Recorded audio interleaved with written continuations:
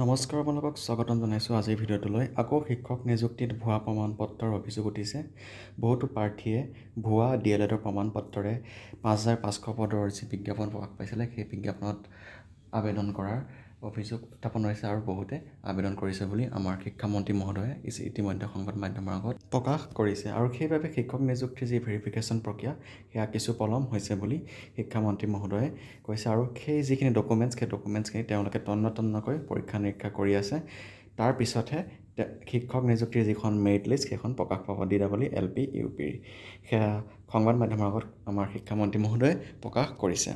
এতিয়া কথা হ'ল, যোৱাকালি যিখন BTAD টিচাৰ ৰিক্ৰুইটমেণ্টৰ যিখন নটিচ প্ৰকাশ পাইছিলে তাৰ যিখিনি যোৱাকালি মেৰিট লিষ্ট ওলালে আৰু আজি যিসমূহ কেণ্ডিডেটৰ নিযুক্তি পত্ৰ বিতৰণ কৰা হৈছে সেইখনত স্পষ্টকৈ লিখা আছিলে যে NIOS DLED, বহিৰাজ্যৰ DLED, BEd আৰু বহিৰাজ্যৰ পৰা লোৱা যি ডিগ্ৰী সেই ডিগ্ৰীসমূহ এই নিযুক্তিৰ বাবে তেওঁলোকে এলিজিবল কৰা নাই, ইনভেলিড কৰিছে।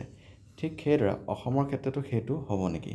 এতিয়া আমাৰ শিক্ষামন্ত্ৰী মহোদয়ে কৈছে যে বহিৰাজ্যৰ যি DLED ডিগ্ৰী সেই DLED ডিগ্ৰীসমূহ অবৈধভাৱে কিছুমান চাৰ্টিফিকেট লোৱা হৈছে, সেইখিনিহে আমাৰ অসমৰ নিযুক্তিৰ ক্ষেত্ৰত ইনভেলিড কৰাৰ সম্ভাৱনা আছে আৰু সেইখিনি তেওঁলোকে পৰীক্ষা নিৰীক্ষা কৰি আছে। যিখিনি ভুৱা সেই ভুৱাখিনিহে কেঞ্চেল হ'ব, কিন্তু যিখিনি বহিৰাজ্যৰ পৰাও যদি কৰিছে সেয়া যদি সঠিক আছে, UGC বা NCT ৰিকগনাইজ ইনষ্টিটিউশ্যন বা চেণ্ট্ৰেল ইউনিভাৰ্চিটি বা কলেজসমূহৰ পৰা যদি কৰিছে তেতিয়া সেইসমূহৰ ক্ষেত্ৰত কোনো অসুবিধা নহয় মোৰ বোধেৰে, কিয়নো UGC আৰু NCT ৰিকগনাইজ হ'লে কোনো প্ৰব্লেম নাই।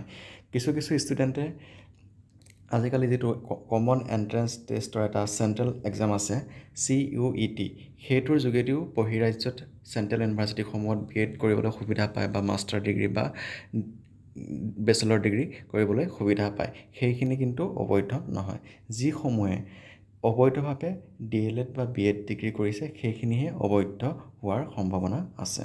সেয়েহে মই এটা কথা আপোনালোকক স্পষ্টকৈ ক'ব বিচাৰোঁ, যিসমূহ কেণ্ডিডেটে বহিৰাজ্যৰ চেণ্ট্ৰেল ইউনিভাৰ্চিটি বা বহিৰাজ্যৰ ষ্টেট ইউনিভাৰ্চিটি যিসমূহ UGC আৰু NCT ৰিকগনাইজ কলেজসমূহত BEd, DLED বা অন্যান্য কৰ্চসমূহ কৰিছিলে তেওঁলোকৰ বিশেষ চিন্তা কৰাৰ কাৰণ নাই, কিয়নো তেওঁলোকে কমপ্লিট এলিজিবিলিটি ক্ৰাইটেৰিয়া ফুলফিল কৰি আৰু এণ্ট্ৰেঞ্চৰ যোগেদি তেওঁলোকে সেই ডিগ্ৰীটো লাভ কৰিছে আৰু কমপ্লিটলি ৰেগুলাৰ মোডত পৰীক্ষা দি মেলি তেওঁলোকে সেই ডিগ্ৰীটো লাভ কৰিছে। যিসকলে অবৈধভাৱে বা নিয়ম বহিৰ্ভূতভাৱে ডিগ্ৰীসমূহ লৈছিলে তেওঁলোকৰহে বিশেষ অসুবিধা হোৱাৰ সম্ভাৱনা আছে। আৰু সেই কথাটো আমাৰ শিক্ষামন্ত্ৰী মহোদয়েও কৈছে যে অবৈধ ডিগ্ৰীসমূহৰ ক্ষেত্ৰত তেওঁলোকে বিশেষ পদক্ষেপ লৈছে, সেইসমূহৰ বিশেষ যি ভেৰিফিকেশ্যন সেয়া কাম কৰি আছে আৰু সেইখিনিৰ কাৰণে আমাৰ LP UP নিযুক্তিত কিছু পলম হৈছে।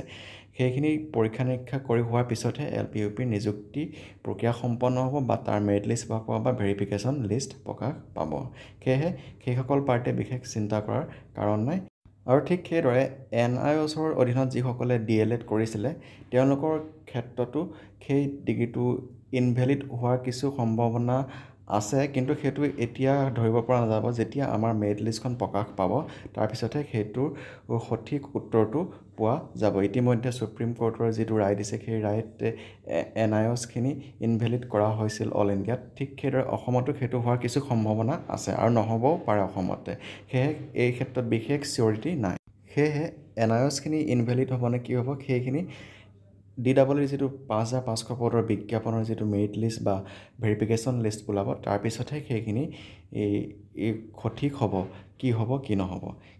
সেয়েহে আপোনালোককো এটা কথা ক'ম, যিসকলে NIOSত DLED কৰিছিল তেওঁলোকে এটা বিকল্প পথ বাচিবলৈ বিশেষ চেষ্টা কৰক। আপোনালোকে ৰেগুলাৰলি DLED কৰিবলৈ চেষ্টা কৰক বা BEd কৰিবলৈ চেষ্টা কৰক আৰু লগতে আগন্তুক যি থাৰ্ড গ্ৰেডৰ পৰীক্ষা হ'ব তাৰ বাবে আপোনালোকে বিশেষ প্ৰিপেয়াৰেশ্যন কৰি থাকক।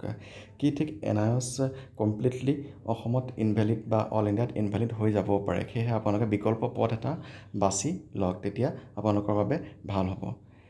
আশা কৰোঁ আপোনালোকে ভিডিঅ'টো বুজি পাইছে। আজিলৈ ভিডিঅ'টো ইমানতে সামৰণি মাৰিছোঁ। এনেকুৱা ধৰণৰ ভিডিঅ'সমূহ পাই থাকিবলৈ আজি আমাৰ চেনেলটো ছাবস্ক্ৰাইব কৰি ল'ব নাপাহৰিব। ধন্যবাদ।